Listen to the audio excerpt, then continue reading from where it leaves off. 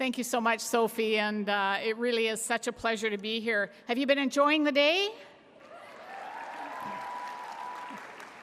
I took an opportunity to come round and talk to a few of you over lunch, and the energy is infectious, so it's wonderful to see all of you here. I want to start by acknowledging that we are on the unceded territory of the Musqueam, Squamish, and Tsleil-Waututh First Nations, and thank them for the ability to meet and to be here on their land. I also want to thank your We for She co-chairs, Jill Earthy and Dr. Lois Neherney, for their work in supporting a generation of young leaders. A huge round of applause for the two incredible women who have connected with this group.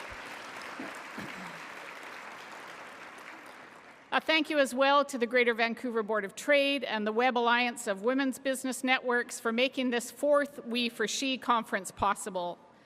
There really are so many incredible speakers that you've had the opportunity to hear from, and I'm sure they've inspired you to take your energy from today and continue to make a difference back home in your communities.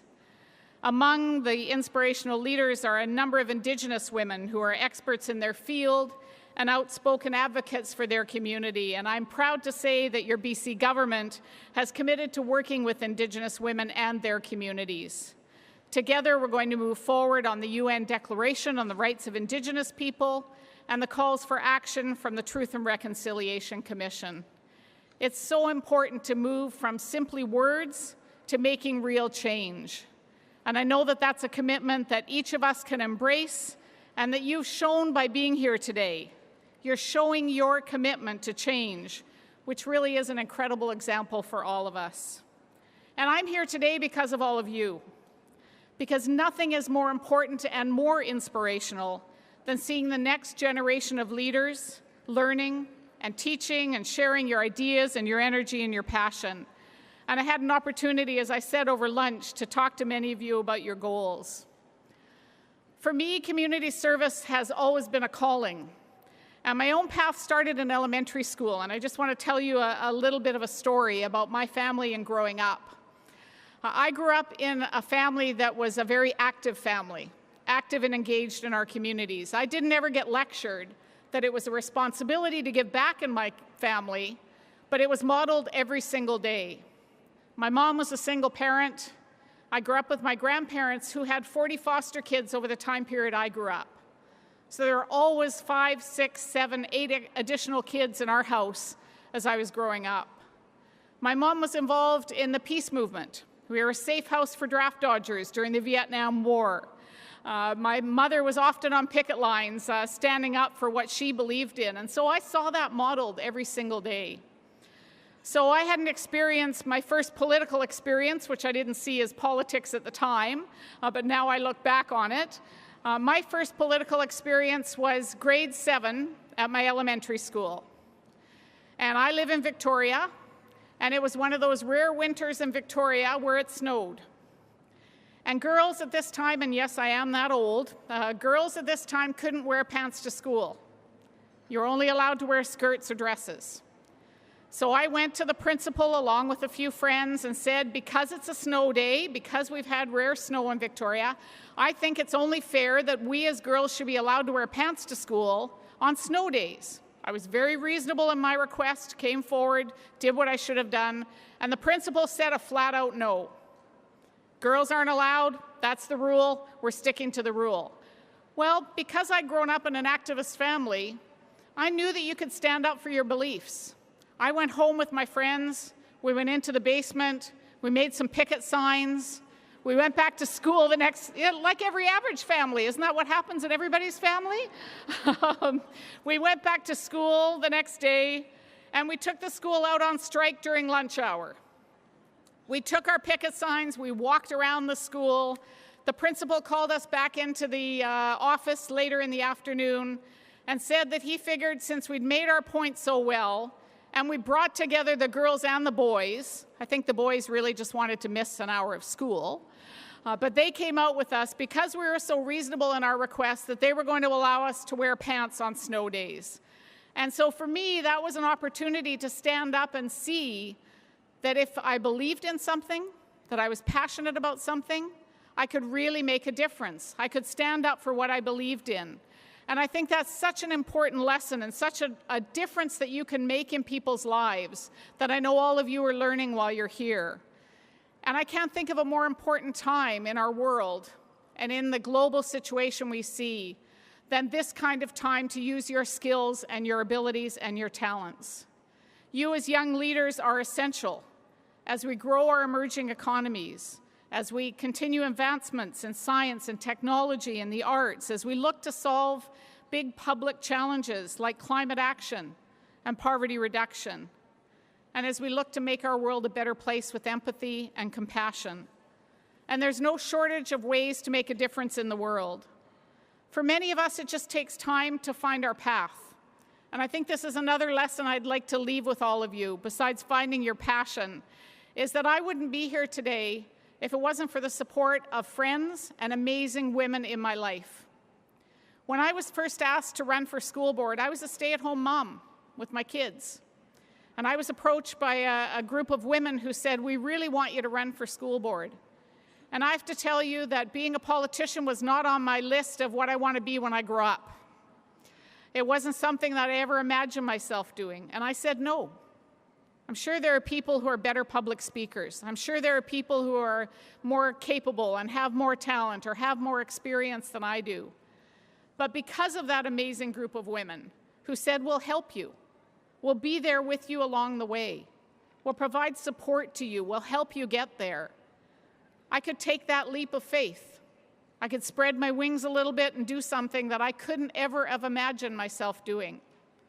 My very first speech that I gave when I was president of the Parent Association, I actually put across the top of my speech, "Hello, my name is Carole James," and highlighted it in yellow. Because I was so terrified I was going to get up there and freeze that I thought, at least if I have it written down, I'll be able to get myself going. And so I think if you're able to find that passion, if you're able to find that support, it can make a huge difference. And I think the other message I want to encourage all of you, and I think you heard it from the speaker before lunch, is that everyone has a role to play in leadership. You may not want to be the politician.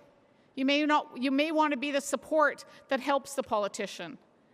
I had an amazing group of friends who would fill my fridge with food on campaign days, so I'd come home and have something healthy to eat.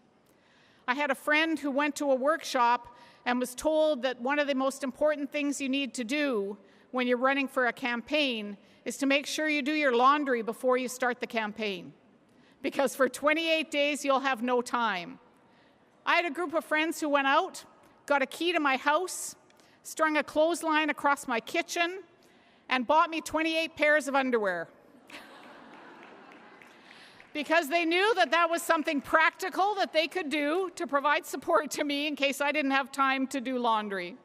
And so never underestimate the difference that you can make as an individual in providing support. There's no question there are challenges, and I've certainly seen many of those challenges in my time as a school trustee, as an MLA, and now as a cabinet minister. I've faced the critics who would write in to the legislature to complain about the color of my hair. Or they'd complain that I was too nice. Or they'd complain that I was too tough.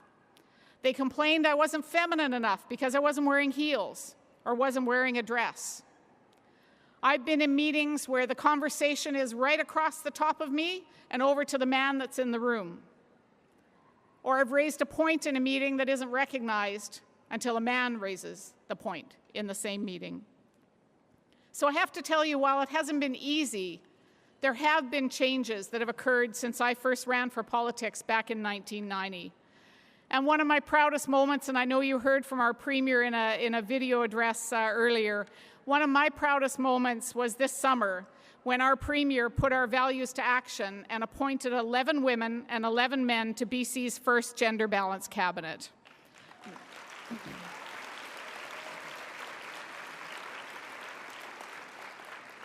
It's one way that we're choosing to lead by example. As I said earlier, not simply the words, but the action. But there's still so much more to do. As all of you know, women continue to do the lion's share of unpaid work, caring for family members, managing the households. Finding childcare continues to be a struggle for many families, and our government is committed to making sure that there's opportunities for accessible, quality, affordable childcare, not because it's a women's issue, but because caring for our children should be all of our responsibilities in society.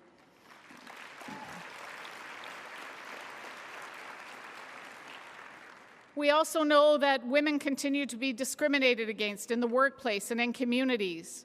And that's why this summer our government committed to reinstating the Human Rights Commission, because everyone has the right for dignity and respect. And because we know education provides opportunity for all and often is the door to that opportunity, we've made English language learning courses and adult basic education free again.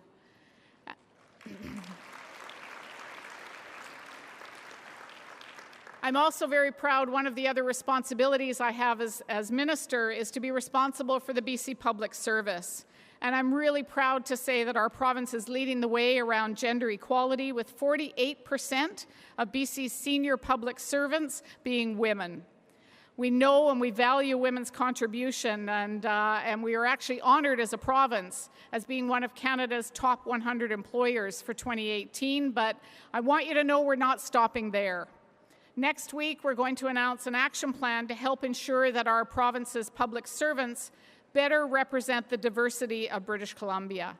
We need to ensure that the faces in our community are represented in our political systems and represented in our public service. And so we're going to build on initiatives like the Aboriginal Youth Internship Program and the Work Able Internship Program for recent post-secondary graduates with disabilities. I know there's more to do, and I have great hope for all of you in this room to help us build a more equal and fair British Columbia. It really is my job as Finance Minister and MLA to work with all British Columbians, to listen to your concerns and to hear from you. And I've been so thrilled to have an opportunity to do that since I've been elected, and to be here today reading the boards at the back. If anyone hasn't had an opportunity to go and look at the clothespin messages, it really is a very powerful example of what I see in this room. I want to say thank you to all of you. I want to say that I encourage all of you to take the leadership skills that you have learned here. Perhaps we have a future finance minister in this audience. I'm certain of it when I talk to people in this room. But I encourage you to find your passion, as I said, to reach out and support others to find their leadership path, to continue to learn, to grow, to challenge yourself. Be curious, spread your wings. You certainly give me, and I'm sure others, a great hope when I know our future is in your hands. Thank you so much for being here.